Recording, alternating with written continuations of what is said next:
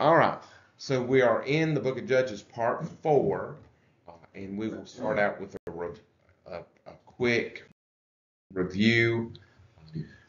As I as I have said before, the book of Judges, it's very important that you kind of watch the flow of things, and we start out with good judges. Othniel, he was the son-in-law of Caleb, one of the two spies, Caleb and Joshua, that were very positive about it. He married Caleb's daughter. Then after him, we looked at Ehud, who I would also say was good. He had grisly work that he had to do, but he did not call attention to himself. And so that's the thing that we're tracking as we progress through. They're going to look more and more in the way of vanity, like a king, these judges. But Ehud is still on the end where they're good. We didn't know a lot about Shamgar, so we kind of assumed that he is good, but all we know is that God empowered him and he did a mighty feat. He killed 600 Philistines with an ox goad. Then we went to Deborah and Barak, and I would definitely say they're good, but there was a third character that was necessary in understanding the story, and we began to see in Barak a weakness creep in to the judges, and he did not want to go into battle unless Deborah went with him, and she said for this reason a woman is going to be the hero of this battle, and in fact that was Jael. They defeated the Canaanite army. The general of the Canaanite army jumped off his chariot and ran away and escaped and went by Jael's tent, and in the end she assassinated him. She drove a tent peg through his temple when he went to sleep, and she ended up being the hero of the story. A woman did, even though Barak led the battle. So that's just a little hint of things to come that we need to worry. And right in the middle of the book of Judges is Gideon. I always say the G in Judges is for Gideon. And Gideon starts out good and has a miraculous victory as he listens to God and is very obedient. There are tons and tons of hints, though, that there are problems with Gideon. And certainly it is not Gideon that wins the victory, though he is given credit for it by the Israelites. It is God who wins the victory. And that's the important thing. And so we say good or bad. I say in the end bad, but it is because Gideon is supposed to be a warning. He starts out like Moses, prophetic leadership, and when he is like Moses, when he is humble and listening to God, they win great victories. And then after that, when he begins to act like a king, he is not so good. He's bad. He's evil. He causes Israel to stumble. And so just writing down the good things, there were really two things that I would credit to Gideon as good. That he did obey God and cut down the altar of Baal and the statue of Asherah. Um, and so he was given the name Jerubbaal, and that means contends with Baal, battles against Baal, and that is a good thing. And then he makes the statement, Yahweh will rule over you when they ask him to be king, and that is the right answer. He does not really live up to that. That's just word, lip speak. And so listing the good and bad, there were two good and then too many bad things really to go through in detail. There were a lot. Um, Many, many, many times more negatives. Let's see. Uh, and so it led up to him. He had a harem like a king would and had 70 sons. And you understand that number 70 is very symbolic. 7 is completion, and then the number 10 is a bunch. So when you go 10 times 7, you're like all the sons a man could possibly have. So he has 70 legitimate sons by legitimate wives. Is that enough to take care of his appetites?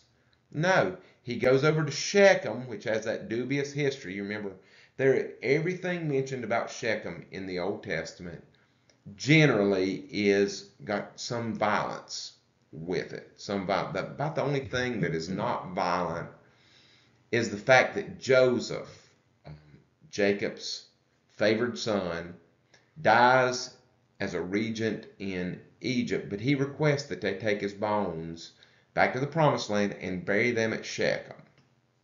And that's the only mention of Shechem in the Old Testament that is not, there's not a horrible, graphically violent story around it. So there's some kind of imprint with the Israelites and Shechem. Anyway, this next story we're going to look at today with Abimelech is no different when it comes to graphic violence. So 70 sons are not enough. 70 legitimate sons are not enough. He goes and gets a girlfriend pregnant at Shechem. So she is a Canaanite. Now, probably because of the location of Shechem, Gideon is the ostensible ruler over that. Even though he's not calling himself a king, they probably pay tribute. Shechem probably pays tribute during his lifetime to Gideon. So he has an illegitimate son named Abimelech, which it has some range of meaning, but basically it means my father was king, or my father is king, or my father will be king. In that name, the Ab, any name with AB is father of. Abraham, father of nations. The Abi, means my father, and then Melech is king, the word for king in Hebrew. So my father is king. So Gideon, Jerubbaal was bad. And I think when we call him Gideon, it's negative. I think when he's called Jerubbaal, it is generally a positive thing. So let's proceed on to chapter 9 and Abimelech. And so, chapter 9, verse 1, now Abimelech, son of Jerubbaal, went to Shechem, to his mother's relatives, these are Canaanites, and said to them, and the whole clan of his mother's family, these are not Israelites, and that's why it goes out of its way to say these were his mother's people, the girlfriend, the mistress of his father. Say in the ears of all the leaders of Shechem, which is better for you, all the 70 sons of Jerubbaal rule over you, or one rule over you? So somehow we presume that Gideon is dead now, and there is some confusion about which son will be the ruler of the territories. And so he's making a play to be the leader of Shechem. Remember also that I am your bone and your flesh. So a son of Jerubbaal, Gideon, should lead, but rather than all the confusion, just go with a fellow half-breed, a Canaanite, and let me rule over you. Now, looking at our chronology, you see, let's see, I'm trying to find Abimelech here. Okay, Abimelech would be between 791 and 1096. So from 1200 to 1100, somewhere there in the middle of the time. You see Saul comes in 1052. So this is somewhere 100 to 50 years before Saul would be Abimelech. Somewhere in there before Saul is made king.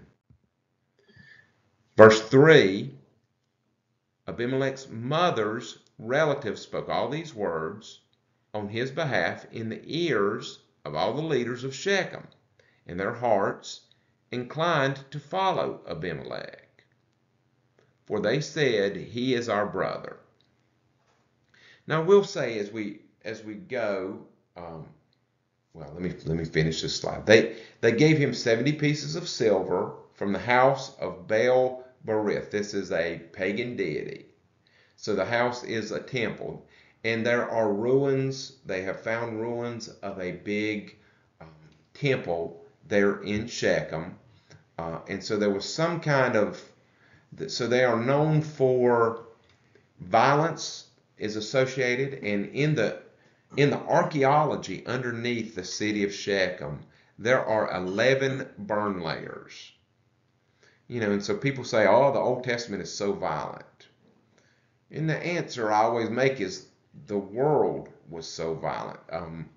Only one of the burn layers, I believe I'm correct, only one of the burn layers of the 11 times that this city, can you imagine you live in a city, an army comes and surrounds it, lays siege, and they either break in or they starve you to death or starve you till you surrender. And then they come in and they kill all the men, they take the women hostage, the women that can bear children, the little kids and all the animals, they take them away. And new people come here and live and build walls. 11 times that happens. And only one of them can be attributed, only 11 burn layers can be attributed from the evidence we have to the Hebrew people.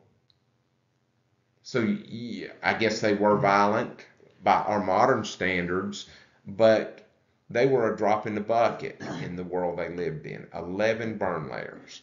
And so one of the things we do know is that they did have a big temple. So one of the other associations you see, Shechem was a center of worship. There's always, generally it is pagan things, but when Joshua goes into the land to make the conquest, and that would have been prior to this, he does go back to Shechem. They take the bones of Joseph and they bury them, and then they have a big ceremony there.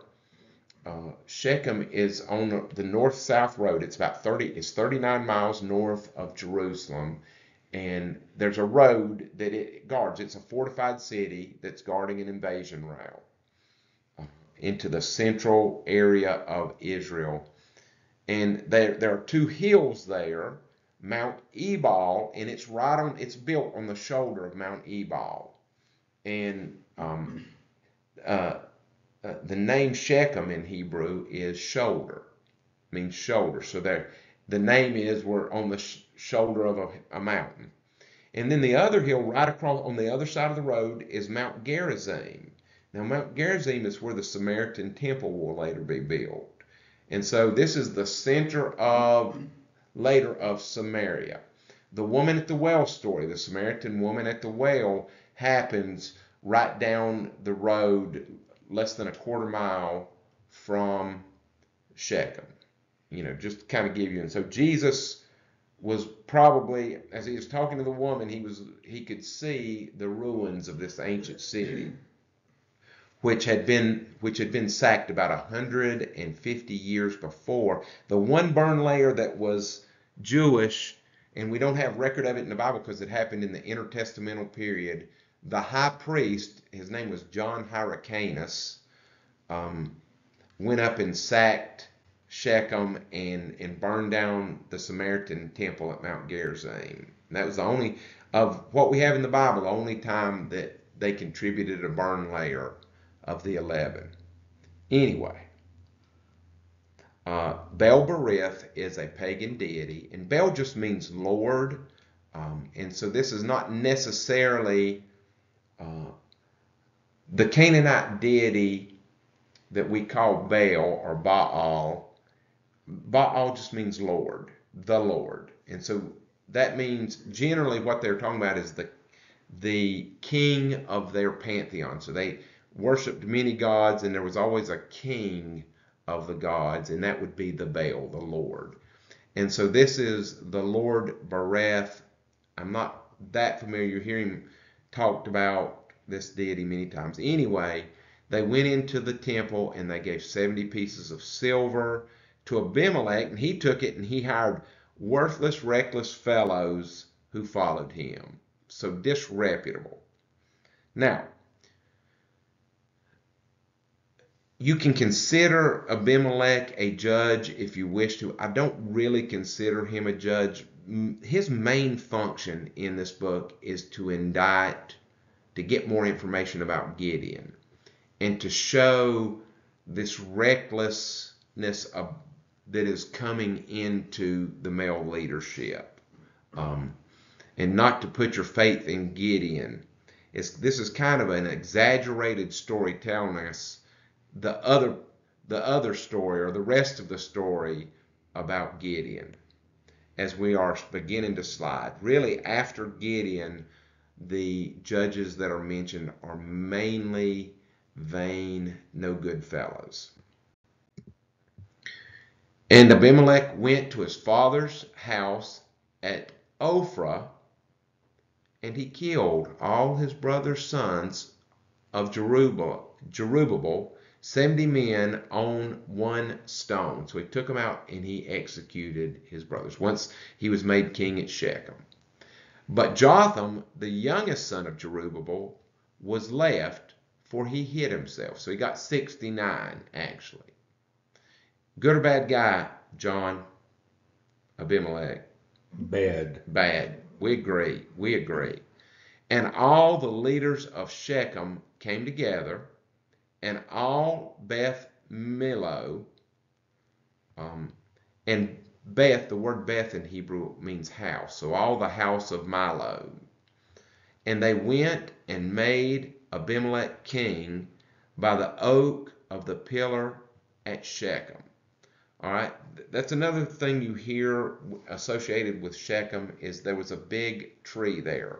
And many of the pagan rituals were done under big, massive oak trees. They had a lot of rituals that were done outside under oak trees. And so you hear that referred a lot when you're talking about polytheistic pagan rituals. Generally, they tend to be sexual, a lot of these rituals, because teasing the gods with sexuality so that they would make it rain was the way you survive. And they went and they made Abimelech king. And so again, there's an echo of Gideon there, isn't he? When did the Israelites decide to make Gideon king? After he had slain the two Midianite kings who were defenseless. And so Abimelech went and ironically slew 69 of Gideon's legitimate sons. He was married to their mothers. And then the people proclaimed him king. And so I think we're supposed to make that connection.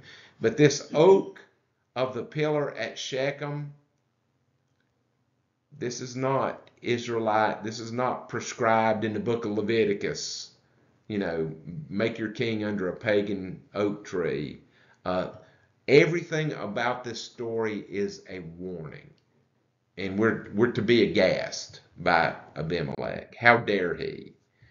When it was told to Jotham, the youngest son, he went and stood on top of Mount Gerizim, which is across the way, probably a couple hundred yards.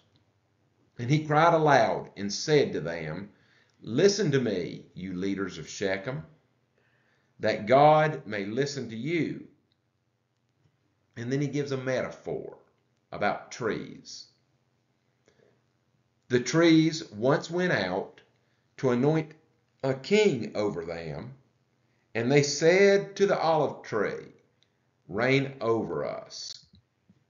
But the olive tree said to them, "Shall I leave my abundance by which the gods and men are honored and go hold sway over the trees?" And the tree said to the fig tree. So they jumped from the olive tree to the fig tree. These trees have some use for food and oil. They said to the fig tree, "You come and reign over us." But the fig tree said, "Shall I leave my sweetness and my good fruit and go hold sway over trees?" He must have had a loud speaking voice to be telling this story. And the tree said to the vine, "You come and reign." So we're not even talking to trees anymore. And the trees are getting progressively less tree-like. Now we're talking to a vine. "You come and reign over us." But the vine said to them, "Shall I leave my wine that cheers God and men and go hold sway over trees? Then all the trees said to the bramble, so now the thorn bush, you come and reign over us, not even a tree anymore. And the bramble said to the trees, if in good faith you're anointing me king over you, then come and take refuge in my shade. Okay? Trees can't be in the shade of a bramble bush. But if not, let fire come out of the bramble and devour the cedars of Lebanon, these mighty giant trees. Now therefore, if you acted in good faith and integrity when you made Abimelech king, and if you have dealt well with Jerubbaal and his house, and have done to him as his deeds deserved, for my father fought for you, and risked his life, and delivered you from the hand of Midian, and you have risen up against my father's house this day, and have killed his sons, 70 men on one stone, and have made Abimelech, the son of his female servant, king over the leaders of Shechem, because he is your relative.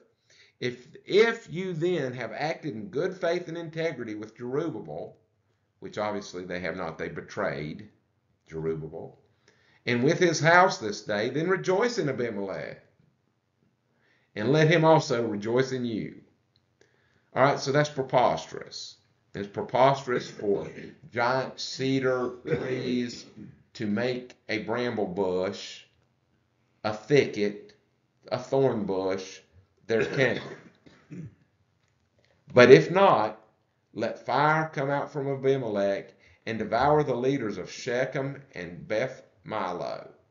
And let fire come out from the leaders of Shechem and from Beth Milo and devour Abimelech. You're all a bunch of waste of time.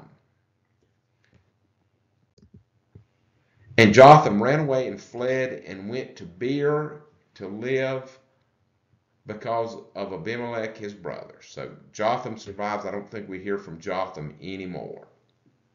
So that is the setup for Abimelech's kingship. Now Abimelech ruled over Israel for 3 years. And if you want to count him as a judge, I will point out that his time of ruling was very limited. I think it is safe to say that he ruled over Shechem for about 3 years, which is a very short time, and not over all of Israel. I'd have to look, but I don't think he ruled outside of Shechem. He ruled any. God sent an evil spirit between Abimelech and the leaders of Shechem, and the leaders of Shechem dealt treacherously with Abimelech. Just an awful situation, in other words. That the violence done to the 70 sons of Jerubbaal might come, and their blood be laid on Abimelech their brother, who killed them, and on the men of Shechem, who strengthened his hands to kill his brothers. And the leaders of Shechem put men in ambush. So Abimelech was so rotten that the rotten people of Shechem got tired of him in a short time. And they laid a trap for him in ambush against him on the mountaintops, and they robbed all who passed by them along that way. All right, so if the story couldn't get any worse, the people of Shechem turned on Abimelech, who had been king for 3 years, and they laid an ambush for him, and while they waited for him to come, they robbed whoever went by. So are these upright people who just want good governance and are willing to, are these revolutionary people? No, these are criminal types. And so Abimelech found out that they were laying an ambush for him because they kept robbing people, and word came back to him. And Gaal, the son of Abed, there Abed probably means servant, probably means slave. So they're saying Gaal, the son of a slave, most likely, moved into Shechem with his relatives, and the leaders of Shechem put confidence in him. And they went out into the field, and they gathered the grapes from the vineyards and trod them, and they held a festival. They made wine held a festival, and they went into the house of their God, and they ate and they drank, and they reviled Abimelech. They just talked bad about Abimelech. They got drunk in the house of Baal-berith, this temple that we found ruins for. Verse 28, Gaal, the son of a slave, said, Who is Abimelech? And who are we of Shechem that we should serve Abimelech? Is he not the son of Jerubbaal? And is not Zebul his officer? Serve the men of Hamor, the father of Shechem. So if you remember back to Genesis 34, Hamor, which means donkey. Hamor was the king of Shechem, and then his son was named Shechem. He was called the prince of Shechem. Serve the men of Hamor, the father of Shechem. But why should we serve him? He's a half-breed. He's not even 100% Canaanite. Verse 29, Would that this people were under my hand. I should be your ruler. Then I would remove Abimelech. I would say to him, Increase your army, get an army, collect you some guys, sharpen your knives, and come on out. Come out to fight. And so Gaal is giving big talk here. When Zebul, the ruler of the city, so he was the regent when Abimelech would be away from the city, well, probably when he was there, Zebul was an administrator. When he heard the words of Gaal, his anger was kindled. And he sent messengers to Abimelech secretly, saying, Behold, Gaal, son of a slave, and his relatives have come to Shechem, and they are stirring up the city against you. Now, go by night, you and those who are with you, those worthless and reckless fellows, and set up an ambush in the field, out in the field outside of Shechem. Then in the morning, as soon as the sun is up, rise early and rush upon the city. And when he and the people who were with him come out against you, this is Gaal. So Abimelech, when Gaal and the people with him come out against you, you may do to them as your hand finds to do. So Abimelech and all the men who were with him rose up by night and set an ambush against Shechem in 4 companies. Verse 35, Gaal went out and stood in the entrance of the gate of the city, and Abimelech and the people who were with him rose from the ambush. When Gaal saw the people, he said to Zebul, Look, people are coming down from the mountaintops. Zebul said, You mistake the shadow of mountains for men. So it's an optical illusion. There's not really people out there. Gaal spoke again. Look, people are coming down from the center of the land, and one company is coming from the direction of the diviner's oak. Now I'm guessing this is the oak tree that it talks about. Sometimes I think they call them terebinth trees, but a diviner's oak would be a pagan ritual place, and you hear the talk of this oak often with Shechem. So I guess the 3 defining things with Shechem that you hear in the Bible is violence, a temple, some kind of pagan temple, a big, nice pagan temple, which they found the ruins of, and then this oak tree. And here it's called the diviner's oak. And so to divine is when you are able to cast spells and do rituals and find out what the name of the deity is. We would also call it sorcery. And you can force the god, if you find out his true name, his spiritual name, you can force the god to tell you, if it's going to rain, or you can force the god to make it rain. So it's called the diviner's oak because they do these rituals, these pagan rituals. Then Zebul said to him, that this is where they're coming from, the diviner's oak, I think is the oak tree that they made Abimelech king under. Then Zebul said to Gaal, "Where's your mouth now, you who said, 'Who is Abimelech that we should serve him?' Are not these the people whom you despised? Go out now and fight with them." All right, time to stop talking. If you said you'd take care of Abimelech, put up or shut up. And Gaal went out at the head of the leaders of Shechem and fought with Abimelech. And Abimelech chased him, and he fled before him. So Abimelech must have some of that Gideon blood in his veins. He must be a fairly good military leader. And so he defeated Gaal and chased him, and Gaal fled before him. And many fell wounded up to the entrance of the gate. And Abimelech lived at Arumah, and Zebul drove out Gaal and his relatives, so they could not dwell at Shechem. So Abimelech defeated him, chased him back into the city of Shechem, and then after that he lost credibility, and Zebul, the administrator of Shechem, drove him out with his family. On the following day, the people went out into the field, and Abimelech was told. He took his people and he divided them into 3 companies and set an ambush in the field.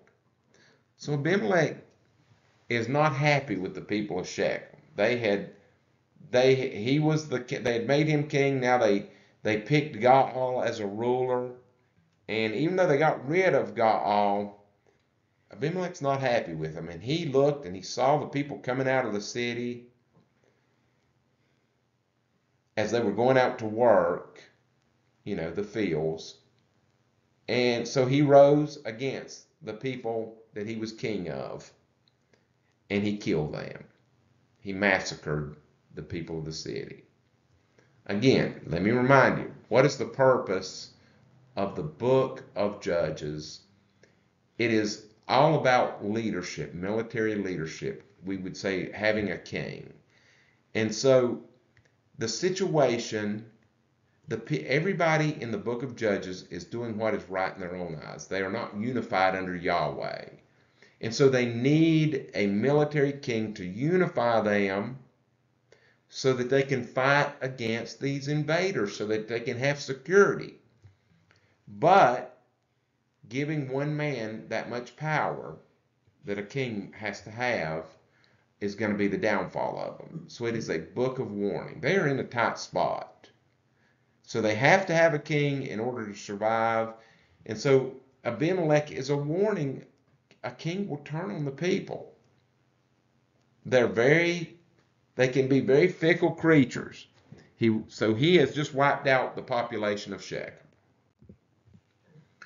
Abimelech and the company that was with him rushed forward and stood at the entrance of the gate of the city, while 2 companies rushed upon all who were in the field and killed them. Abimelech fought against the city of Shechem. Suppose they closed the gates all day long. Finally, he captured it and he killed the people who were in it. Not only that, but he razed the city, meaning he burned it down, burned the walls down. So one of those 11 burn layers is attributed to Abimelech. And then he sowed it with salt. He put salt in the fields and sowed it in the ground so they couldn't plant crops there. So that's spiteful. When all the leaders of the Tower of Shechem heard it, the Tower of Shechem is this temple. And so a temple was somewhat like a fort, and they entered the stronghold of the house of El-Bereth. Abimelech was told that all the leaders of the Tower of Shechem had gathered together, and Abimelech went to Mount Zalmon, he and all the people who were with him. Abimelech took an axe in his hand, and he cut down a bundle of brushwood, and he took it and laid it on his shoulders, and he said to the men with him, "What you have seen me do, hurry and do as I've done." So each of them cut a bundle of wood and followed Abimelech and put it against the stronghold. So they went and built up a thicket of wood around this stronghold, and then set the stronghold on fire over them, so that all the people of the Tower of Shechem also died, were burned to death. So the people that they had not massacred in the field, they broke into the city and they killed everybody that was running loose in there. About 1,000 men and women went into the temple of Bel-Bereth, and he burned it down on top of them. 1,000. Then Abimelech went to Thebez and encamped against Thebez and captured it, a city. So he's mad with power. He is trying to make him a little empire here. So he went to another city. But there was a strong tower within the city of Thebez, and all the men and women and all the leaders of the city fled into the tower and shut themselves in, and they went up to the roof of the tower. And Abimelech came to the tower and fought against it, and drew near to the door of the tower and burned it with fire, trying to do the same thing that he had done at Bel-Bereth at Shechem. And a certain woman threw an upper millstone on Abimelech's head and crushed his skull. Then he called quickly to the young man, his armor bearer. Okay? Now, a couple things.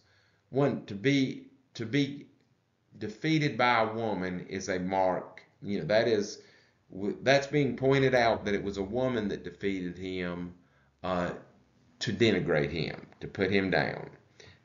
Then this last scene is anticipating, foretelling the death of Saul later. And so Abimelech is being compared to Saul, who at times got really mad at the Israelites and threatened them and so forth. But Saul, the way Saul dies is he's at the Battle of Gilboa, and the Philistines win the battle, and he gets pierced with arrows. And rather than be captured and mutilated by the Philistines, he commits suicide. He has his armor bearer hold his sword and commit suicide. Same thing here. Abimelech said to his armor bearer, "Draw your sword and kill me, lest they say a woman killed him." And his young man thrust him through, and he died. And when the men of Israel saw that Abimelech was dead, everyone departed to his home. Thus God returned the evil of Abimelech, which he committed against his father in killing his 70 brothers. And God also made all the evil of the men of Shechem return on their heads. And upon them came the curse of Jotham, the son of Jerubbaal. What do you think about Abimelech? And so again, it is anticipating the wickedness of the kings, the coming kings. There's no mention of God.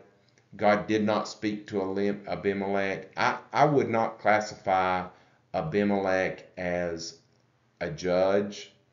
I think this is a side story. This is a footnote story to the story of Gideon, kind of count. And the son being so rotten is an indictment on the father. Him being illegitimate is an indictment on the father. There's just a ton of bad things about Gideon.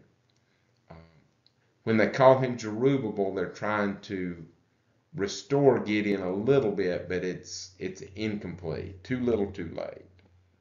And so again, be warned about secular leadership and about kings.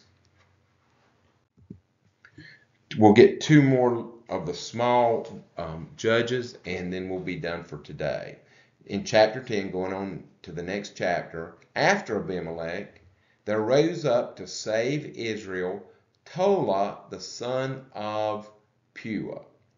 Now, I believe, I'm going from memory, but I believe the name Tola means worm. And so in the name, there is a hint that he wasn't so great. Tola the son of Pua, the son of Dodo, a man of Issachar, and he lived in Shamir in the hill country of Ephraim. And he judged Israel 23 years. It doesn't say 23 years of peace. It doesn't really say good or bad. Then he died and was buried at Shamir. So for Tola, there's not too many hints for good or bad. His name, meaning worm, is probably the biggest hint about his judgeship. But there's not a ton to be said in this for him. After Tola arose Jair the Gileadite. Now Gilead is across the Jordan, I believe, who judged Israel for 22 years. And now this is an interesting thing as we are sliding towards vanity, the vanity of a king. And he had 30 sons who rode on 30 donkeys. Now I think the donkeys are kind of a mockery.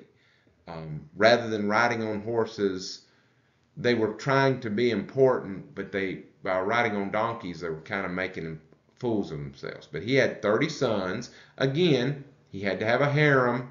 There's no word of Jair's great victory, any great victory that he had, any oppressor that he threw over.